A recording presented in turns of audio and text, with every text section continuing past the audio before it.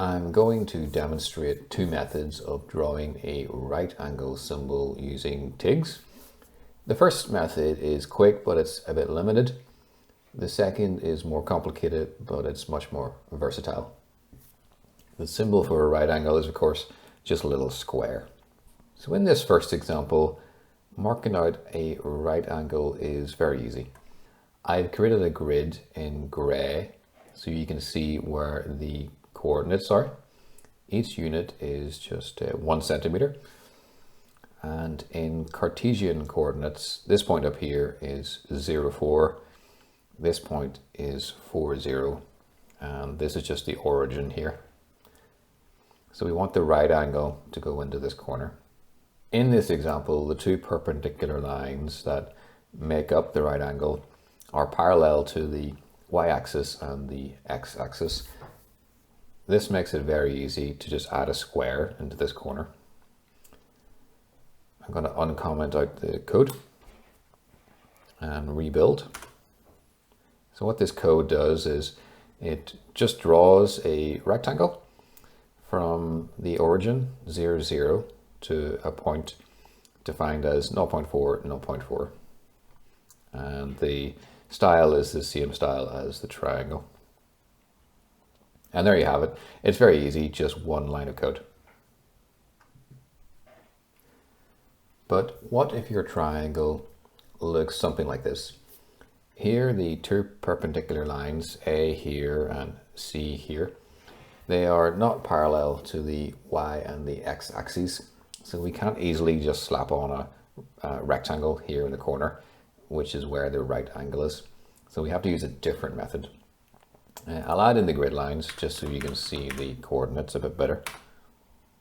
There we go. So we already have 3 coordinates labeled A, B, and C. Yeah, here, here, and here. And these are defined in the code here. I'm going to create 3 more coordinates called D, E, and F.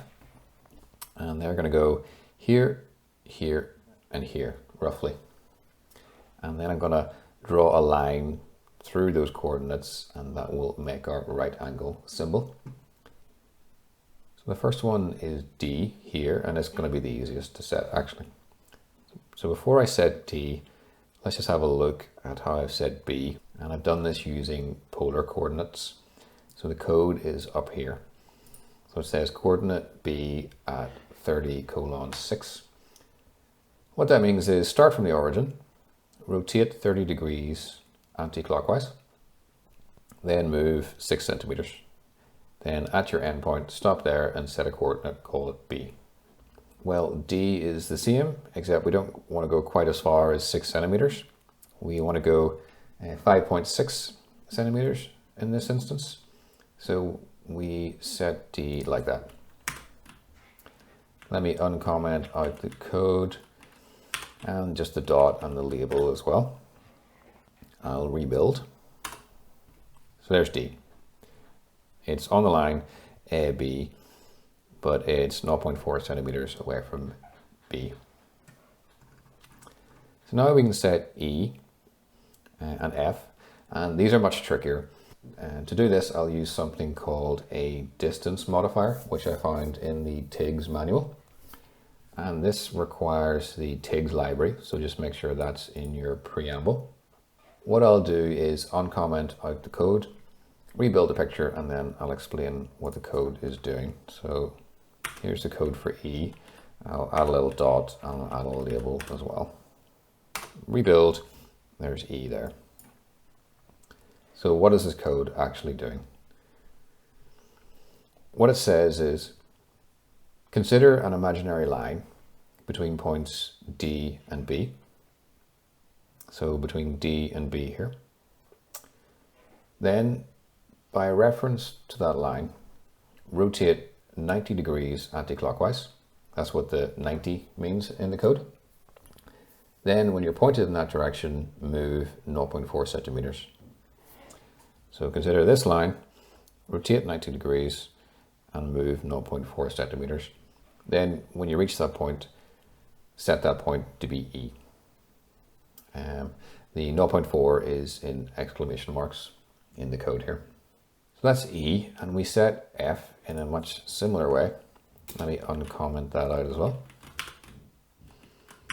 Rebuild. So there's F. What the code says is consider an imaginary line between E, which we've just created, and D, so here and here. Rotate 90 degrees anti-clockwise, and then move 0.4 centimeters. So it's very similar to setting coordinate E, and the Tikz manual calls these distance modifiers. Now we have all our points, we just need to draw a line between them. So that is this line here. Rebuild, there is your right angle symbol. For a cleaner picture, let's just get rid of some of this stuff. Let's get rid of the grid and all the dots and the labels. And rebuild,